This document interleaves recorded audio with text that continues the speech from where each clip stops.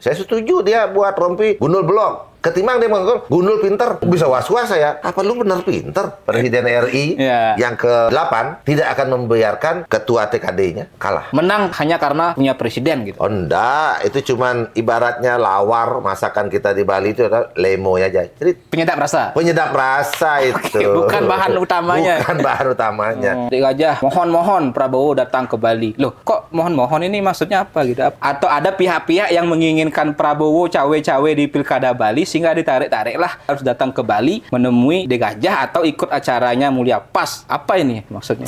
Ibaratkan seorang anak kepada orang tua. Justru kalau dia tidak melakukan itu, kualat jadi anak. Oh, durhaka.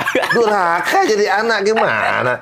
Lu mentang-mentang baru jadi calon aja lu nggak pernah datang ngomong ke gua. Gimana lu sudah menjabat? Ada pihak yang beranggapan, oh ini Pak Dek Gajah ini minta Pak Prabowo cawe-cawe gitu. Oh enggak. Kalau saya yakin Pak Prabowo orangnya nasionalis tinggi. Jadi. Mahadewa. Mahadewa. Memenangkan Mulia Pas. Memenangkan Mulia. Mahadewa itu siapa?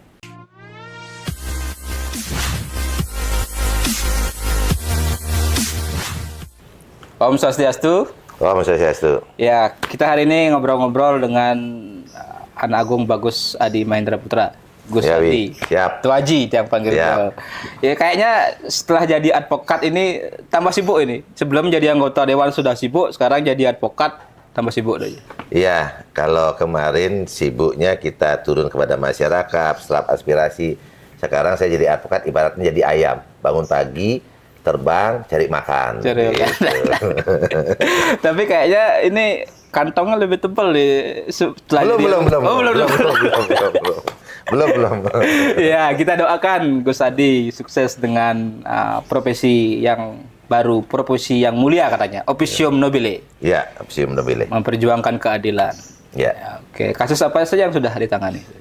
Jadi kalau kemarin kita jadi anggota DPR, kita berjuang memperjuangkan aspirasi. Kalau sekarang dengan advokasi yang saya laksanakan dari semenjak menjadi DPR, banyak yang kis-kis yang tertinggal dan banyak temuan yang saya dapatkan waktu di Komisi 2 dan masuk saat ini kepada kami ada 11 klien, yaitu semuanya di bidang pertanahan. Oh, sesuai dengan Komisi 2-nya kemarin. Sesuai dengan Komisi 2 kemarin. Oke. Ya, kita doakan sukses. Tapi sekarang ini juga yang sedang mungkin berdoa ini ya, harap-harap cemas juga menjelang 27 November. Pencoblosan. Loh, ini kan Pilgub. Saya nggak pernah harap-harap cemas. Mulia Pas nggak harap-harap cemas? Enggak, yakin saya menang. Nah, ini berapa? Jadi kalau dengan mudah-mudahan ya, tidak ada maksud menyombongkan diri dan sebagainya. Kalau analisa saya dari beberapa unsur, kembali dah beliau di atas, angka 52% ini kemenangan untuk Mulia Pas. 52%? Apa indikatornya di Bali ya berarti? Di Bali. Bali ini kan kandangnya banteng, 52% itu. Dan mohon maaf ya juga, kan banyak yang meragukan kemampuan Dek Gajah. Bahkan Dek Gajah sendiri, entah itu menjawab kritik, atau entah itu sekedar geguyon, di beberapa kesempatan akan pakai rompi. Satu, ada saya lihat tulisannya katanya preman, rompinya ya. Kedua,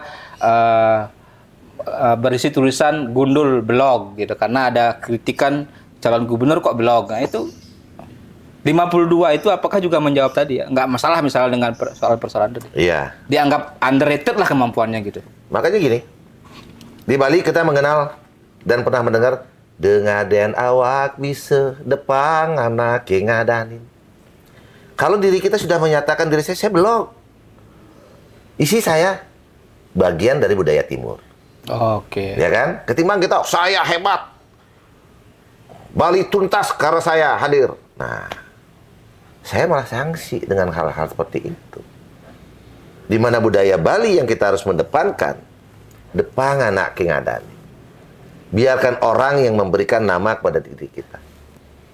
Kalau dalam kata bijak saya, jangan pernah sanksi akan kata miring orang lain, tapi kita tetap di dalam garis yang lurus.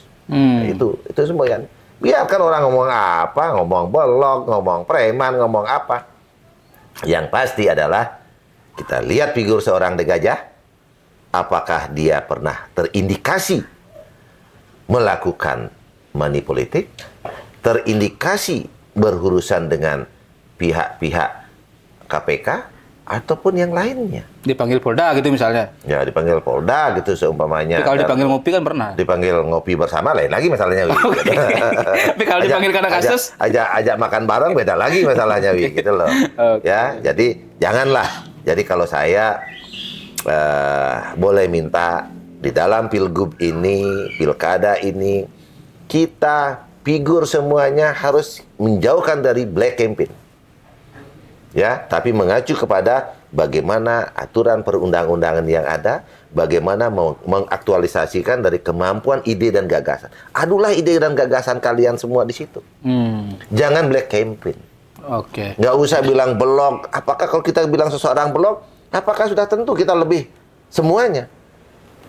Tapi kan pada Gajah seolah-olah atau seperti mengaku itu karena di rompi beliau dipakai gundul blog. Apakah itu bentuk pengakuan atau sebenarnya itu sebentuk perlawanan terhadap kritik yang diberikan atau sindiran-sindiran yang diberikan oleh pihak-pihak tertentu? Kalau saya setuju dia buat rompi gundul blog. Kan begitu, setuju saya. Ketimbang dia mengaku gundul pinter. Bisa was-was saya. Apa lu benar pinter? Nah, jadi dia menyatakan kerendahan dirinya. Mudah-mudahan harapan saya dengan dia membuat rompi seperti itu, orang berhentilah nyebut itu. Sebagai konteks, dia harus mencerminkan dirinya, saya katakan De Gajah blog loh. Ternyata saya belum jadi pejabat. Belum terbukti saya terpilih. Pernah terpilih menjadi anggota DPR. Gitu seumpama. Berarti introspeksi diri. Berarti dia berhenti menyatakan De Gajah blog. Gitu loh, harapan saya begitu. Oke. Sebagai sinyal untuk introspeksi diri. Oke. Nah, tadi menarik Tuh Haji katakan 52%. Nah, itu kan sudah saya juga pernah buat kontennya di TikTok Kabar Bali 1, saya naikkan beberapa hari lalu. Banyak komen. Kalau nggak salah per hari ini sudah hampir 120.000 atau 30.000 views. Banyak komen mengatakan dengipi. Nah, apakah Tuh Haji ini ngipi apa dapat wahyu wangsit apa gimana ini? Cita-cita itu harus dimulai dari mimpi. Ya, jangan pernah takut untuk bermimpi, tapi kita melakukan misi yang nyata di dalam meraih mimpi itu. Itu. Saya dulu waktu saya masih belum menjabat, yang kemudian saya datang ke kantor DPR RI, mendampingi ayah saya tunjuk gedung kura-kura. Suatu saat saya akan menjadi penghunimu. Di Senayan. Di Senayan.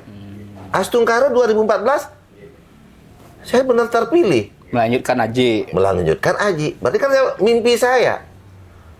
Nah, jadi jangan pernah takut bermimpi.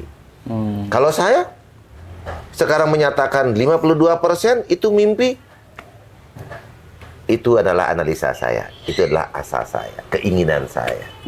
Dan optimis saya meraih itu. Ya mudah-mudahan mimpi, asa, keinginan itu mudah-mudahan dapat berkah dari Tuhan. Oke, kalau 52% itu kita hitung berdasarkan variabel-variabel atau kekuatan-kekuatan politik yang ada, apa saja yang membuat Tuh Haji optimis 52%? Karena kalau kita bicara hitung-hitungan di atas kertas, jumlah anggota legislatif calon Koster Giri itu kan 32 kursi di DPRD Bali, hampir 60% mungkin lebih lah. Kalau hitung-hitungan itu kan, kalau itu misalnya salah satu variabelnya, dan kalau itu memang linear suaranya itu kan pasti, bukan pasti ya, dia ada kecenderungan kalah. Tapi apa yang membuat Tuh Haji optimis 52%, hitung-hitungan politiknya seperti apa? Jadi dari perjalanan pilkada, pilpres, pilgub ya, yang ada, tidak bisa kita pakai hitung-hitungan itu ternyata. Oh, jumlah kursi legislatif. Jumlah kursi legislatif tidak bisa. Tidak linear dengan calon, Tidak suara linear. calon kepala Kalau daerah. begitu Bali, pilpres menang dong kemarin dari pasangan yang lain. Oh, karena Bukan kalau Prabowo loh yang menang. kalau mengacu hasil pemilu 2019 kan 6 kursi PDIP. Iya.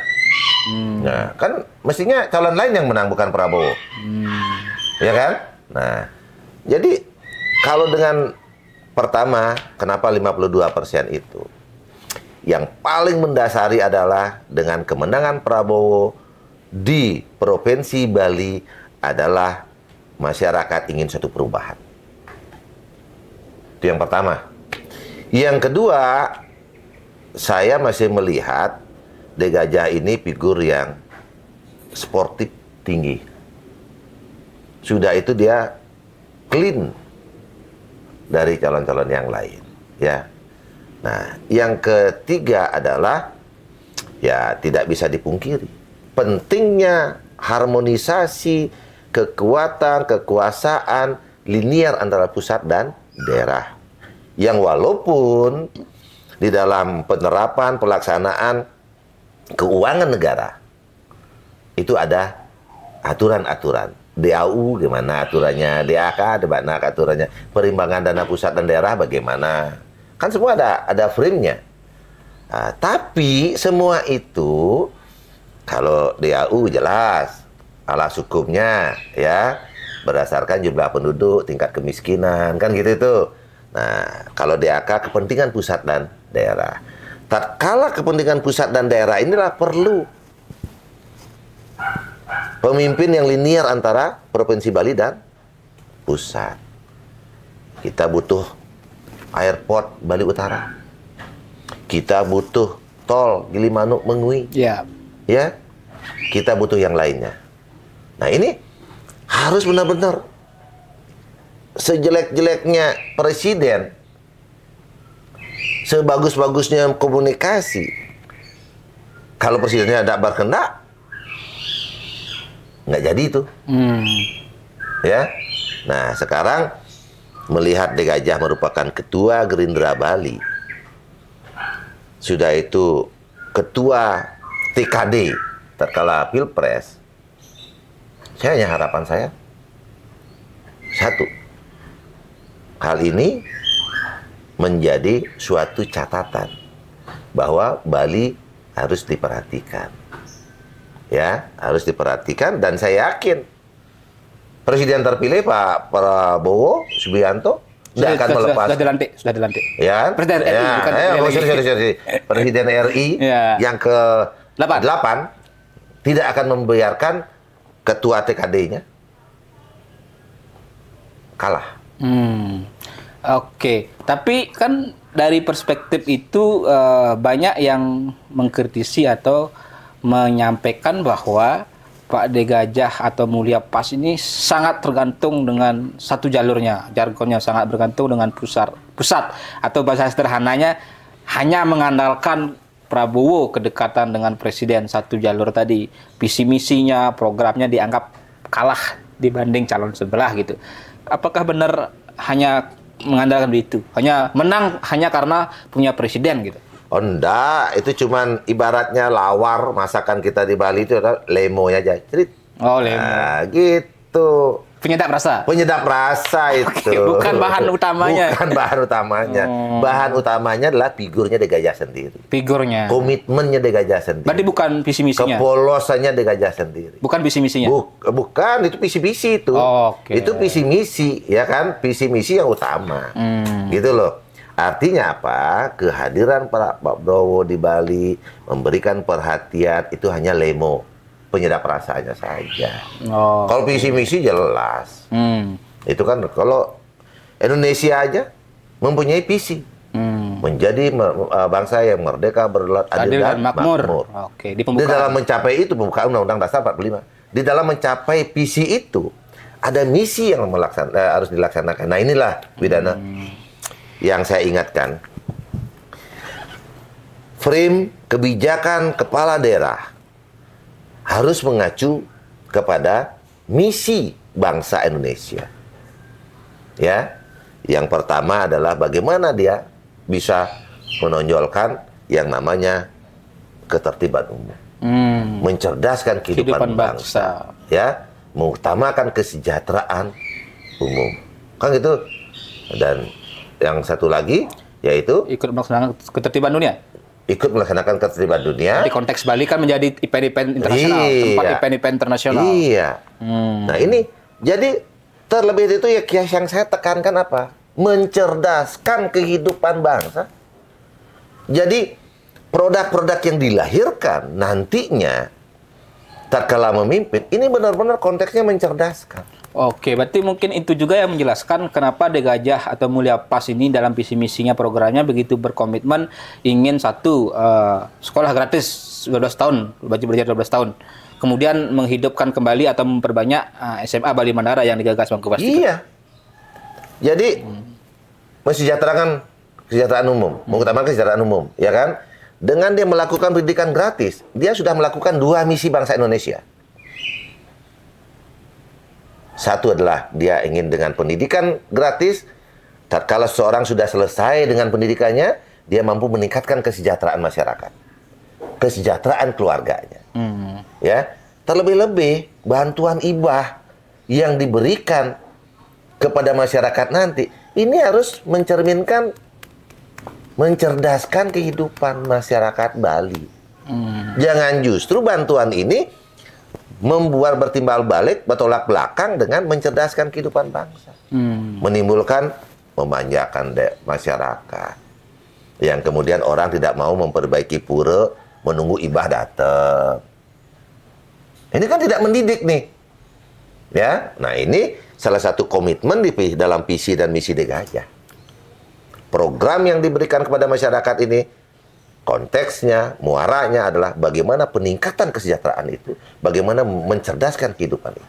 Oke, tapi pertanyaan lanjutan lagi, kalau memang tadi disampaikan tadi karena figur, karena visi misinya, walaupun satu jalur atau kedekatan dengan Presiden Lemo tadi kan sudah dibilang. Tapi apakah seorang De Gajah atau paslon Mulia Pas ini akan cukup pede kalau tidak ada Prabowo di belakangnya? Oh, cukup pede. Cukup pede. Ya, seperti saya bilang tadi. Sangat-sangat. Namanya Lemo nggak ada, enak juga lawar itu. Walaupun ada yang kurang. Walaupun agak kurang dikit rasanya kan gitu ya. Okay. Aromanya. Lemo itu kan memberikan aroma saja. Ya, yang penting garamnya wi. Oke.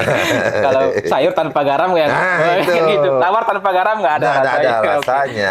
Nah, tapi kan lagi pertanyaan berikutnya yang kejar nih lagi. Iya, oke. Kalau dianggap PD seorang De Gajah tanpa Prabowo atau Mulia Pas tanpa Prabowo, kok Pak De Gajah saya baca di berita-berita atau di detik lah saya sebutkan yang cukup bagi saya bahasanya seperti memelas Pak De Gajah. Di beritanya kalau nggak salah De Gajah mohon Prabowo datang ke Bali. Loh, kok mohon ini maksudnya apa gitu? Apa tadi karena nggak pede atau karena ingin menang, atau ada pihak-pihak yang menginginkan Prabowo cawe-cawe di Pilkada Bali sehingga ditarik-tariklah seorang Prabowo yang posisinya sekarang Presiden RI walaupun juga sebagai Ketua Umum Partai Gerindra harus datang ke Bali menemui De Gajah atau ikut acaranya Mulia Pas. Apa ini maksudnya? Jadi kalau kalimat itu ya mohon gitu man ya. Ibaratkan seorang anak kepada orang tuanya. Oke. Ya, seorang anak kepada orang tuanya, Pak, saya maju sekarang di Bali, mohon Bapak doa restunya. Mohon Bapak bila berkenan hadir ke Bali. Justru kalau dia tidak melakukan itu, kualat jadi anak. Oh, durhaka. Durhaka jadi anak gimana? Lu mentang-mentang baru jadi calon aja lu nggak pernah datang ngomong ke gua. Nah, gimana lu sudah menjabat? Saya rasa itu sangat normatif dan itu sangat melaksanakan budaya ketimuran. Walaupun kesannya yang muncul tadi nggak pede, meminta-minta, atau bahkan ada pihak yang beranggapan, oh ini Pak De Gajah ini minta Pak Prabowo cawe-cawe gitu. Oh enggak, kalau saya yakin Pak Prabowo orangnya nasionalis tinggi. Beliau tidak akan cawe-cawe, beliau tidak akan menghalalkan cara agar De Gajah ini menang. Ya, tidak. Itu hanya konteksnya dalam budaya ketimuran. Ya sudah sewajarnya juga Pak Prabowo sebagai presiden yang ke-8 memperhatikan Bali. Di samping beliau memberikan support kepada De Gajah, juga memperhatikan demokrasi Bali ini. Karena Bali merupakan parameter dunia di bidang demokrasi. Kalau di Bali ini menjadi demokrasinya berjalan bagus, ini akan mengangkat Indonesia bahwa Indonesia demokrasinya maju. Apalagi Bali sebagai penyumbang salah satu daerah tertinggi penyumbang devisa. Sudah sewajarnya Pak Prabowo itu datang ke Bali. Oke, walaupun juga Pak De Gajah kan di berita itu yang kita baca ya, di Detik yang kita baca, beliau meminta kehadiran Pak Prabowo dalam kapasitasnya sebagai Ketua Umum Partai Gerindra. Nah, tapi kan jangan lupa Pak Prabowo itu adalah Presiden RI, Ya. yang memang secara faktual beliau sekaligus Ketua Umum Partai Gerindra. Berbeda dengan Pak Presiden Jokowi sebelumnya. Beliau bukan ketua partai, walaupun kader partai atau petugas partai bahasa mereka, iya, tapi kan bukan Ketua Umum Partai. Nah, pertanyaan saya, jika seorang Prabowo datang ke Bali, kapasitasnya apa? Kalau sebagai Ketua Umum Partai Gerindra sebagaimana dimintakan oleh Pak De Gajah, berarti kan misalnya nanti beliau ikut acara kampanye atau apa, harus cuti dong apa bagaimana sebagai presidennya. Nah, kalau misalnya beliau cuti sebagai presiden, datang ke Bali sebagai Ketua Umum Partai Gerindra, masa iya nggak dijaga pas pampres? Itu kan melekat. Nah, itu berarti kan pas pampres itu kan fasilitas negara. Nah, berarti kan Pak Prabowo kalau datang ke Bali sebagai Ketua Umum Partai Gerindra, ikut misalnya acara kampanye di Gajah, ataupun bukan kampanye, bertemu di Gajah, berarti kan menggunakan fasilitas negara. Dalam konteks pas pampres misalnya, belum lagi nanti pesawat, apalah segala macam pengamanan. Itu bagaimana pandangan Doaji yang pernah juga di Komisi 2? Apa tidak berpotensi melanggar nanti? Nah, begini. Terkait dengan mempergunakan fasilitas negara. Sebelum ke sana dulu, kapasitas dulu lah, sebelum ke sana. Sebagai kan Pak De Gajah minta sebagai Ketua Gerindra, tapi faktanya beliau presiden. Ya. Sebagai apa ke Bali ini? Ya, kalau Pak Prabowo melakukan kampanye, jelas dia harus cuti. Ya, jelas dia harus cuti dan beliau berdiri dengan atas nama Ketua Partai Gerindra. Nah, di dalam kapasitas beliau sebagai Ketua Partai Gerindra, pas pampres gimana? Sudah tuh mobil yang digunakan gimana? Jelas itu bukan RI 1. Jelas mungkin dengan Gerindra satunya mungkin kalau ada plat itu kan begitu ya. Ya dengan yang jelas tidak beliau mempergunakan fasilitas negara. Memberikan bantuan apalagi, enggak boleh itu. Tapi pertanyaan Widana, bagaimana dengan pas pampres? Ya kan melekat presiden. Masa nggak dijaga? Kalau misalnya pas kampanye gimana-gimana, beliau kan bahaya juga negara ini. Nah, berarti pas pampres bukan beliau menggunakan fasilitas negara, tapi kehadiran negara untuk beliau. Oh, karena melekat presiden.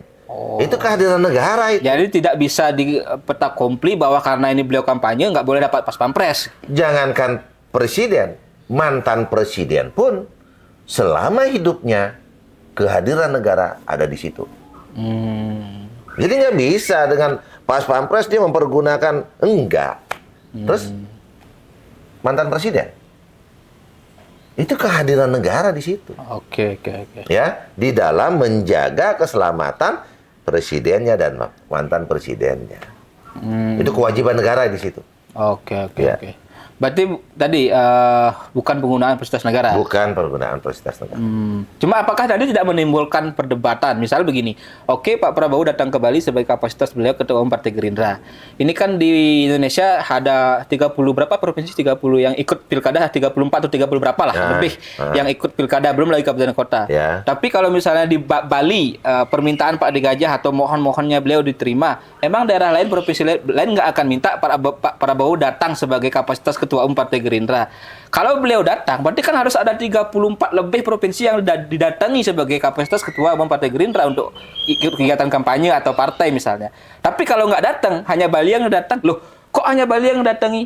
Apa Bali anak emas? Apa Pak Prabowo cawe-cawe di Bali? Kan itu dan pertanyaannya lagi nanti. Gimana itu? Saya tanya balik ke Wi. Adil dan merata. Bahagialah kalau kata ya kan? Ya. Apakah adil itu harus sama?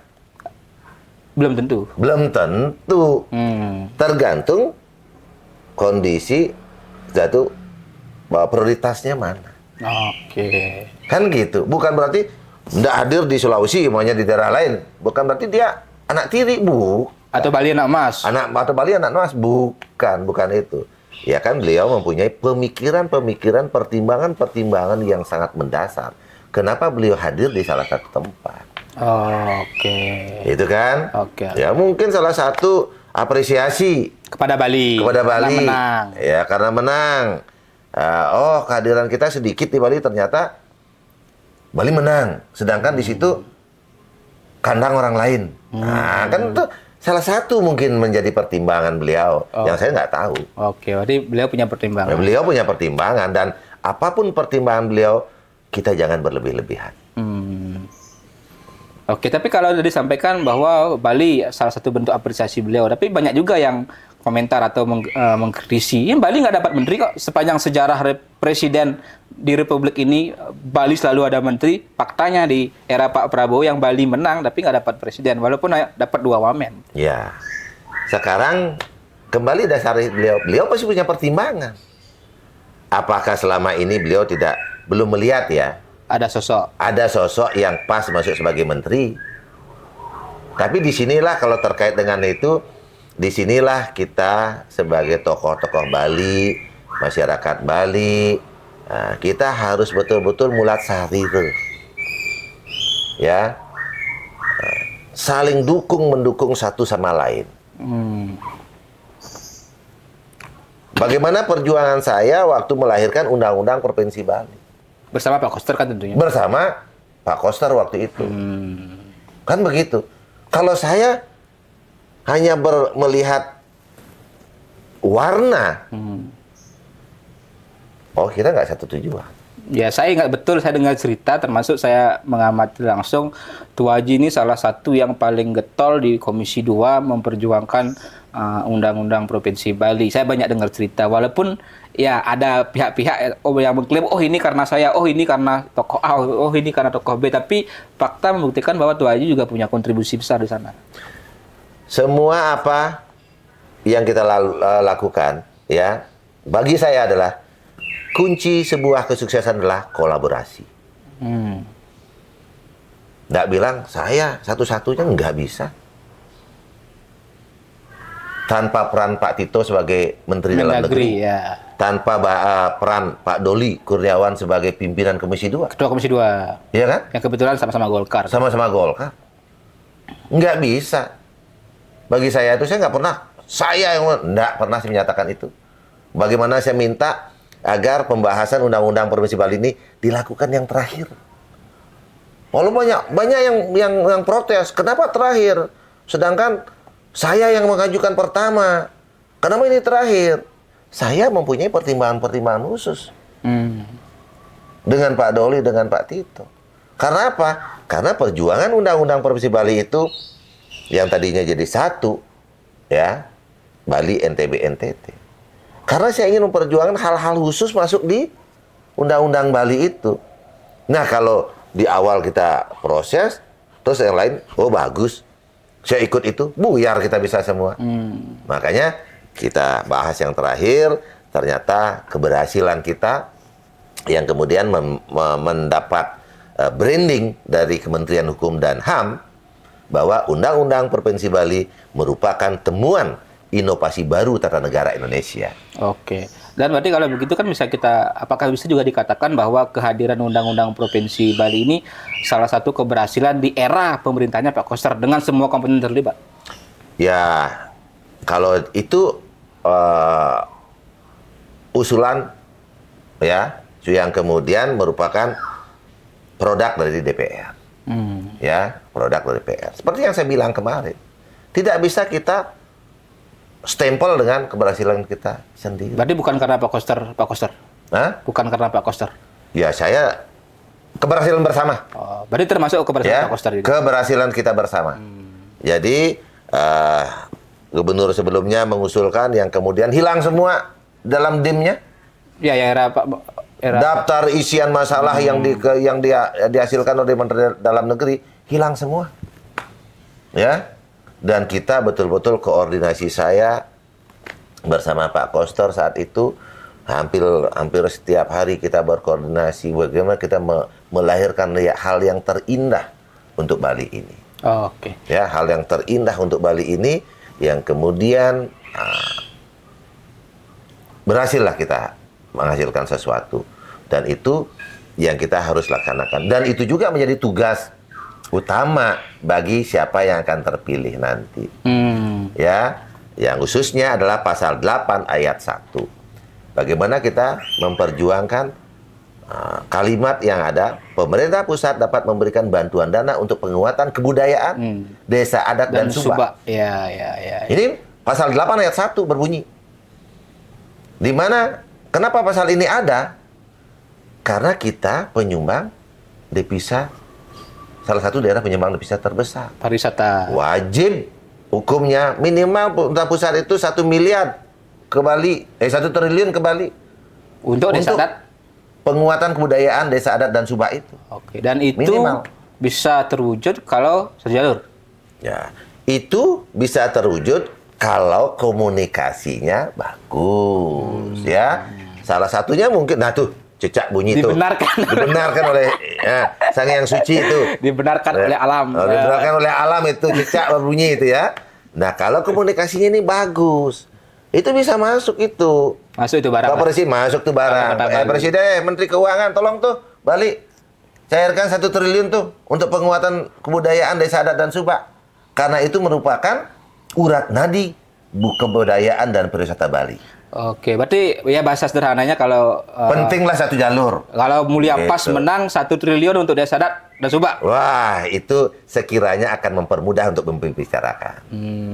Gitu, weh. Oke, nah, kita bergeser tadi itu aja menarik karena ada nyinggung soal hibah gitu. Nah, ini kan perdebatan di antara dua pendukung ini saya amati seru gitu.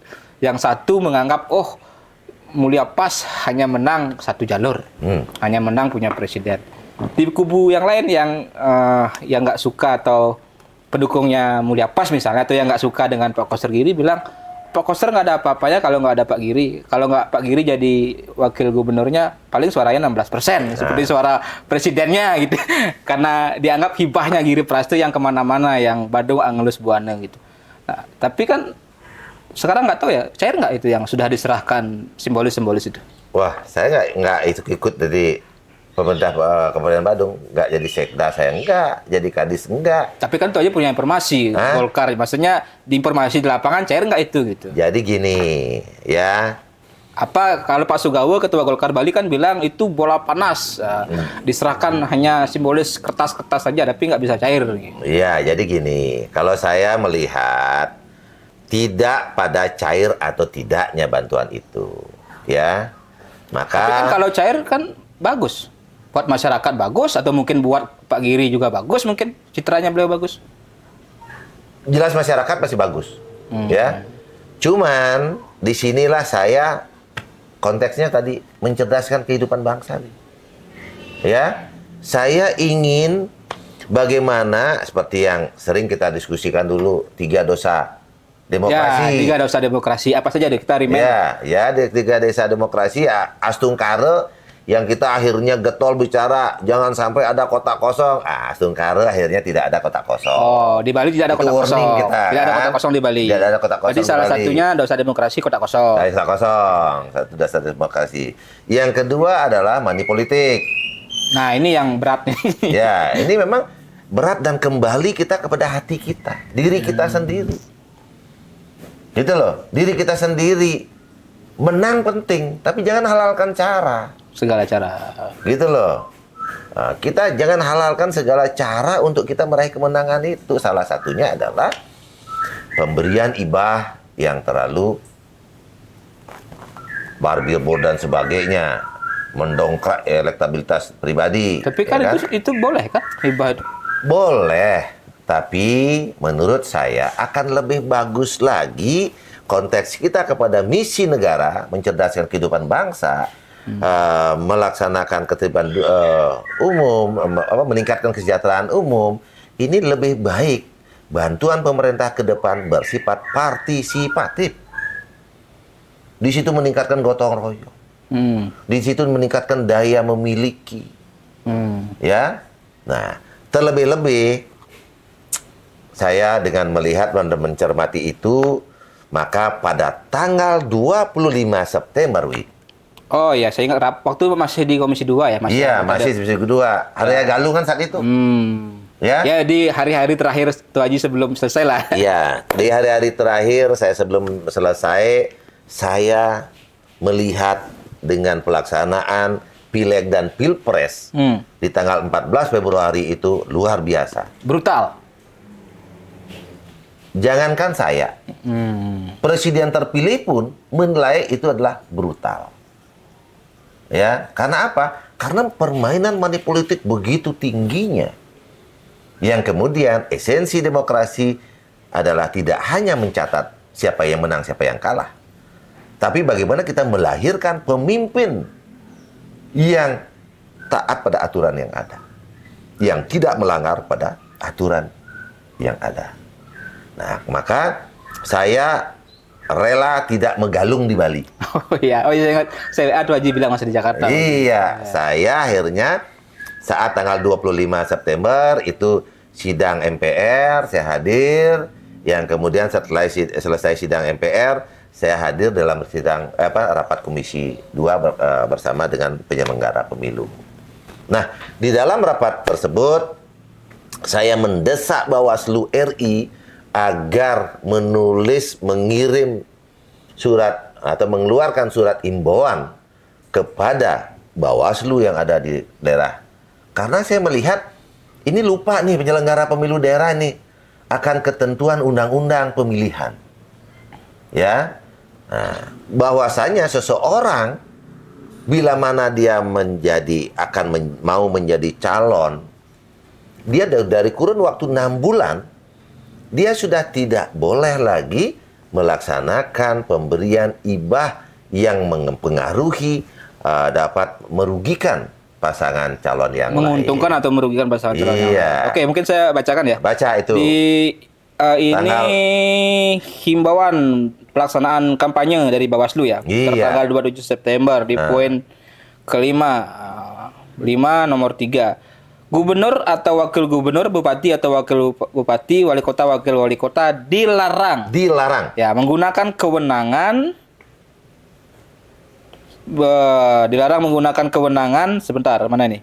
Ya, program dan kegiatan yang menguntungkan atau merugikan salah satu pasangan calon baik di daerah sendiri maupun di daerah lain dalam kurun waktu 6 bulan sebelum tanggal penetapan pasangan calon sampai penetapan calon terpilih. Iya. Coba baca sekarang di nomor 6-nya. Itulah permintaan saya. Oh, bahwa berdasarkan ketentuan angka 5 di atas, bla bla bla bla bla, calon pasangan dilarang. Jadi tadi calon gubernur, jangan bla-blanya, baca semua sekarang itu. Berdasarkan ketentuan sebagaimana disebutkan angka 5 di atas, pasangan calon gubernur dan calon wakil gubernur, calon bupati dan calon wakil bupati serta calon wali kota dan calon wakil wali kota dilarang untuk menggunakan kewenangan, program dan kegiatan yang menguntungkan atau merugikan salah satu pasangan calon baik di daerah sendiri maupun di daerah lain dalam waktu 6 bulan sebelum tanggal penetapan pasangan calon sampai dengan penetapan pasangan calon terpilih. Hal ini, ini mungkin termasuk larangan penggunaan dana hibah, bantuan sosial atau bansos atau sebutan lain yang menjadi program pemerintah maupun pemerintah daerah untuk digunakan dalam kampanye pemilihan. Oke, poinnya di sini adalah dana hibah, bansos, dan stressingnya dalam kampanye pemilihan. Iya. Nah, apa relevansinya dengan hibahnya Giri Prasto itu di Badung, Bupati Badung? Kalau saya sadar akan diri saya akan maju sebagai calon kepala daerah atau wakil kepala daerah, saya sudah mengukur diri. Kan kita sudah menetapkan Komisi 2 kapan tanggal penetapan calon. 6 bulan dari tanggal penetapan calon itu, saya sudah nggak boleh lagi menyerahkan hibah dan sebagainya. Kalau nggak salah penetapan calon tanggal 24 ya, artinya akhir September lah kalau nggak salah 24 atau berapa saya lupa. Pasti. Iya. Nah, berarti dia 6 bulan mundur itu nggak boleh lagi. Berarti nggak boleh menyerahkan itu ya? Nggak boleh lagi menyerahkan apakah itu cair ataupun tidak. Tapi itu sudah berdampak kepada, kalau itu sudah berdampak kepada merugikan salah satu calon atau menguntungkan salah satu calon, itu sudah melanggar undang-undang pemilihan. Tapi kan di sini disebutkan digunakan dalam kampanye pemilihan. Nah, pertanyaan kritisnya apakah hibah-hibah yang diserahkan Giri Prasto lewat Badung Angelus Buwana itu digunakan dalam konteks kampanye pemilihan? Atau apakah Giri Prasto pernah menyatakan, saya kasih hibah, pilih saya? Sejauh ini apakah itu ada? Nah, jadi kalau dalam pembukaan seperti itu, ya, seperti yang saya sampaikan tadi, kita mengukur diri kita. Untuk tidak, karena hal ini susah dibuktikan secara empiris. Ya, ada apa tidak. Tapi yang nyata adalah ini mengangkat elektabilitas seseorang dan merugikan seseorang. Walaupun dalam karena penyerahan saat itu sudah terpasang baliho-baliho. Oh, Ya. untuk Bali. Dari Badung untuk Bali. Walaupun nggak disebutkan sebagai apa kan? Walaupun Badung tidak disebutkan untuk apa. Tapi itu sudah berdampak. Dan inilah yang menjadi salah satu usulan saya di dalam rapat saya terakhir, bahwa undang-undang pemilu ini harus dilubah. Ya, tidak melaksanakan beberapa, tapi melaksanakan salah satu poin yang berindikasi kepada money politik, ini sudah pelanggaran. Nah, tadi kan memang perlu kita clearkan dalam konteks Pak Giri Prasetyo menyerahkan hibah bansos tadi atau Bado Angelus Bono, kan memang tidak ada pernyataan yang eksplisit atau pernyataan langsung ayo pilih saya, kan tidak ada. Nah, tapi tadi itu aja mengatakan bagaimana ngomong ayo pilih saya, penetapannya belum? Nah, oke. Ya, itu kan begitu. Gitu. Ya kan tadi konteksnya. Kalau mungkin sudah penetapan, mungkin coblos nomor, gitu mungkin. Bukan pilih saya, coblos nomor. Tapi itu kan bahasanya jelas. 6 bulan sebelum penetapan calon, bagaimana ngomong milih saya? Penetapannya belum. Nanti masyarakat nanya, gimana cara saya milih, Pak? Bapak nomor berapa? Belum. Bapak sudah pegang rekomendasi? Belum. Nah, tapi itu berindikasi kepada menguntungkan. Ketika sudah jadi calon. Ketika sudah menjadi calon. Ya kita harus cerdas dong mengunyah kalimat itu. Kembali kepada diri kita sendiri. Kalau sadar diri kita akan menjadi calon, hitung sendiri. Nah, tadi money politik gitu ya kan tadi sampaikan. Ini kan menarik juga. Atau ada ruang yang abu-abu. Ini kan juga protes atau laporan ada dilayangkan terhadap kubunya Mulia Pas terhadap jalan sehat atau jalan santai atau jalan sehat bahagia relawan di Gajah. Bukan Mulia Pas ya, artinya yang dipelaksanakan relawan di Gajah, bukan paslon, di seluruh kabupaten kota di Bali. Salah satu yang dilaporkan beberapa hari lalu yang di Jembrane, dilaporkan ke Bawaslu Bali. Saya nggak tahu bagaimana hasilnya, mungkin belum, tapi kan itu dilaporkan, disebut sebagai bagian kampanye. Kemudian mungkin saja ada indikasi atau dugaan money politik, karena kan itu hadiahnya fantastis, rumah segala macam. Walaupun kita tidak bisa katakan, dan dalam fakta di lapangan tidak ada ajakan memilih. Pak De Gajah juga tidak menyampaikan visi misi. Loh, apa bedanya dengan Pak Giri tadi yang tidak ada visi misi, tidak ada ajakan memilih, menyalurkan dana hibah bansos Bado Angelus Bono? Tapi rumah hadiah lainnya apa dari APBD? Ya jelas tidak. Tapi itu apakah tidak masalahnya. mempengaruhi pemilih, nanti akan mempengaruhi pemilih yang dapat atau minimal yang katanya hadir 8.000, 12.000, belasan ribu. Apakah hadiah itu tidak mempengaruhi pemilih untuk memilih Mulia Pas? Bahasanya tadi, undang-undang pemilihannya apa? Kampanye. Ada penyampaian visi misi. Mempergunakan fasilitas, bantuan hibah dan sebagainya, kan begitu tuh. Tapi kalau saya nih, pencipta atau sahabat De Gajah membuat kegiatan, buat kegiatan yuk. Terus saya berikan sumbangan dari bantuan dari saya, uang pribadi, uang pribadi saya, bukan uang negara. Bukan uang negara. Kan nggak salah. Ya. Saya mengaktualisasi, sekarang De Gajah jadi calon, saya bisa bantu di sini. Sebagai bentuk saya sahabat De Gajah. Walaupun memang diniatkan untuk mempengaruhi pemilih. Loh, sah-sah saja. Kan begitu. Sepanjang tidak ada visi misi atau ajakan segala macam. Tapi saya ingin mengangkat bahwa kita melihat dari sisi positifnya apa? De Gajah punya jaringan. De Gajah punya teman. De Gajah bisa memberikan sesuatu yang tidak berasal dari APBD. Itu fantastis, rumah di setiap kabupaten kota satu.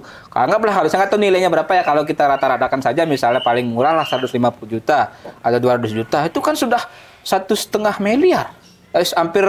Hampir 2 miliar, belum lagi hadiah-hadiah yang lain. Ya mungkin saja kalau semua sahabat De Gajah ya yang menghendaki perubahan, mungkin saja bisa lebih pada itu. Cuman kan ya udah dah segitu aja, biasanya kan terlalu jor-joran. Nanti dianggap dana dari mana?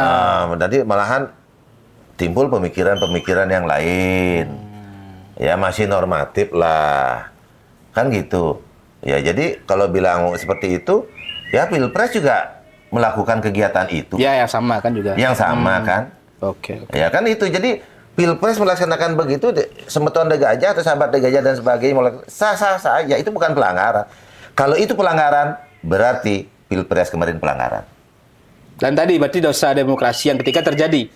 Iya. Penyelenggara mandul. Kalau itu pelanggaran. Kalau itu pelanggaran. Karena di Pilpres itu tidak pelanggaran, jadi asumsi berpikiran saya, keyakinan saya itu tidak pelanggaran.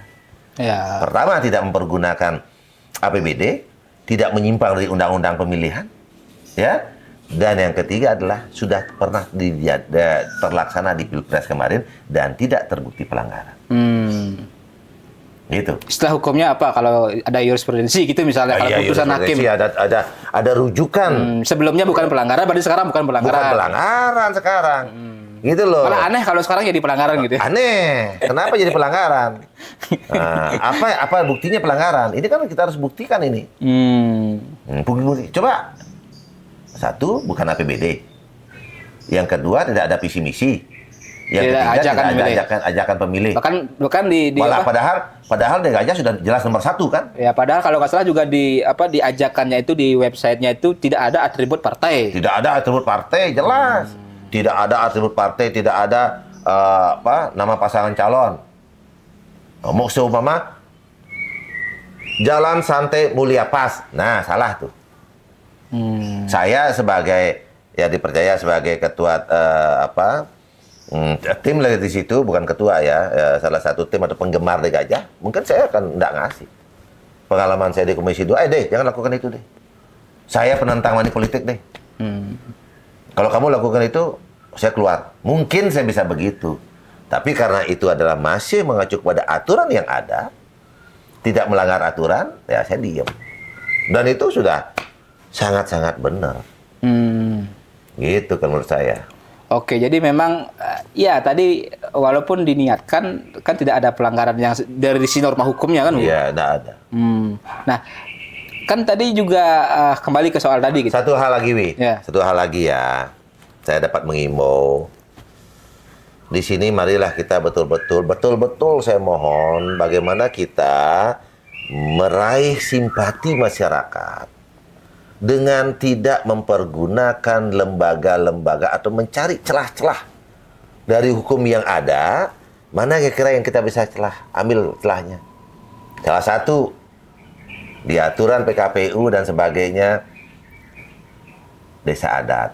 Nah, itu yang sebenarnya itu yang saya pengen saya tanyakan. Raji bisa kan membaca pikiran saya. Iya, kan itu. Ya. Janganlah mempergunakan itu. Gitu loh. Kalau ini enggak melanggar hukum, udah. Klien adat buat banyak adatnya mendukung sesuatu. Tapi aturan tadi kan tidak ada larangan desa adat berpolitik. Tidak ada larangan. Atau bendese misalnya tadi kan banyak anggota dewan yang jadi bendese kan nggak ada larangan. Makanya janganlah kita mempergunakan baru itu tidak masuk, tapi itu berpotensi merugikan pasangan calon yang lain. Janganlah kita mempergunakan trik-trik itu. Nah, mumpung Tuh Haji nyampaikan itu, saya dengar cerita nih, salah satu. Kenapa saya menggarisbawahi itu, ya kan? Janganlah terbiasa kita mempergunakan lembaga kehormatan kita. Ya, kenapa? Saya perjuangkan di Undang-Undang Provinsi Bali nomor 15 di tahun 2023 pasal 6. Ya. Provinsi Bali terdiri dari, ya, disebutkan di situ kabupaten kota, desa adat dan subak. Artinya apa? Itu sudah ada di undang-undang. Berarti kalau kita mengacu kepada itu, desa adat dan subak ini bisa dibilang sudah setara dengan kabupaten kota. Ya, ada hak otonom. Ada hak otonom dan kita jangan rusak lembaga ini hanya karena politik. Tapi lembaga ini harus kita tingkatkan dari kehadiran politik. Gitu loh. Jangan rusak lembaga ini dengan politik. Walaupun hidup kita harus berpolitik, tapi jangan rusak karena politik. Oke. Gitu. Ya. Saya dengar cerita salah satu, saya nggak mau sebut nama ya, salah satu pimpinan parpol di Bali, tentunya yang pendukung Mulia Pas gitu, mengatakan di Gajah ini katanya sulit masuk ke desa adat gitu. Bener nggak itu? Ya kalau di Gajah, dia masyarakat Denpasar nggak? Di Denpasar ada desa adat nggak? Di Gajah berdesa adat nggak? Ya pasti kan. Pasti gitu loh. Jadi itu nggak ada itu. Nggak ada itu. Jadi ini makanya tadi saya di depan, saya sudah dengar berita-berita itu. Atau mungkin maksudnya ada barrier gitu agar tidak masuk ke tokoh-tokoh adat atau ke pentolan-pentolan di adat. Itu maksudnya. Apakah ada barrier itu? Saya sudah nyatakan tadi, jangan rusak lembaga ini karena politik. Ya kan? Jangan rusak lembaga ini karena politik. Gitu. Jangan berdayakan desa adat untuk politik. Gitu loh, ini jangan. Dan yang terakhir, udah berhentilah kita mempergunakan black campaign menjatuhkan seseorang karena kepentingan politik. Kalau mau naik, naiklah tanpa menjatuhkan. Bersinar tanpa menggelapkan atau meredupkan. Bersinar tanpa harus memadamkan api seseorang. Gitu kan? Ini jangan gitu loh. Jadi untuk apa sih kita menang yang kemudian teman kita harus terkubur karena kejelekan? Apalagi masuk penjara. Apalagi masuk penjara. Apalagi masuk penjara. Nggak mau saya gitu loh. Tapi kan dulu ada salah satu menteri yang bilang yang kalah masuk penjara. Gitu. Ya jangan. Saya nggak sepaham dengan trik-trik seperti itu. Di dalam politik tetap ada hukum karma. Di dalam politik tetap kita harus mengedepankan etika dalam berpolitik. Makanya kenapa hukum, lapisan terluar hukum itu apa? Filsafat hukum. Filsafat ya, yang paling tinggi sebenarnya. Iya, jadi apapun isinya ya di dalamnya, kalau kita sebagai praktisi hukum, kalau kita hanya melihat hukum secara normatif, kita akan kaku. Ya. Gitu loh. Kita akan kaku. Maka penting adanya filsafat hukum. Di dalam kehidupan itu pun begitu. Yang terpenting bagaimana filsafat kehidupan itu. Hidup kita ini hanya sekali. Kenapa kita harus menang dengan harus menjatuhkan? Entah. Harapan saya nanti di Pilgub mendatang di tanggal 27 November, pilihlah sesuai hati nurani. Ya, mudah-mudahan mau sepaham dengan saya, coblos nomor urut 1. Oke, ini Mulia Pas. Mulia Pas. Untuk perubahan yang kemudian untuk Bali lebih maju dan gemilang. Oke, ini sudah kampanye Gus Adi. Iya, nggak apa-apa. Baju saya ini jadi biru nih. Oke, iya. Tapi kan boleh ya, karena sekarang kan bukan pejabat negara. Ya, gitu. bukan pejabat negara.